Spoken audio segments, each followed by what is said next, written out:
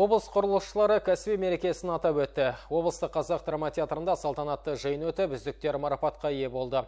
Сондай-ақ сала қызметкерлерін облыс және қала басшылығы құттықтап, төсбелгі алғыс хаттар табыстады.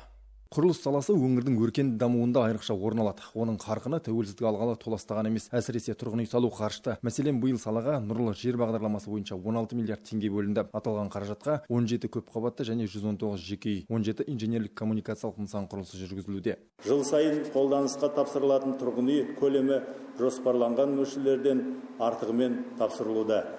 2018 жылдың қорытындысы бойынша 430 мың шаршы метр қолданысқа берілді.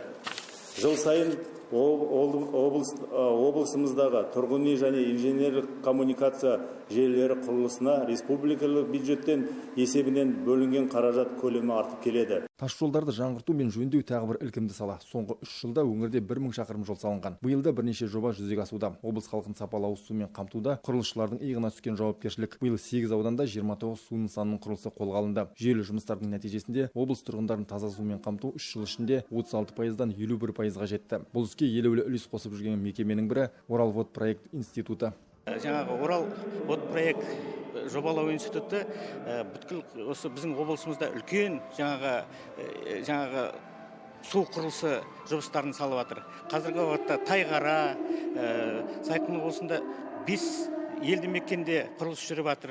Одан кейін мына қазіргі Шыңғырлау ауданында, Ащысай ауылында жүріп жатыр.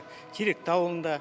Енді біріншіден айтайын деген облыстың құрылысшылары табыстан табысқа жете берсін. Салтанатты жиында өңір келбетін көркейтіп, халық тұрмысының жақсаруына айтулы үлес қосқан қызметкерлер, компания жетекшілері марапатталды. Сондай-ақ ұзақ жыл еңбек еткен сала ардагерлеріне де құрмет көрсетілді.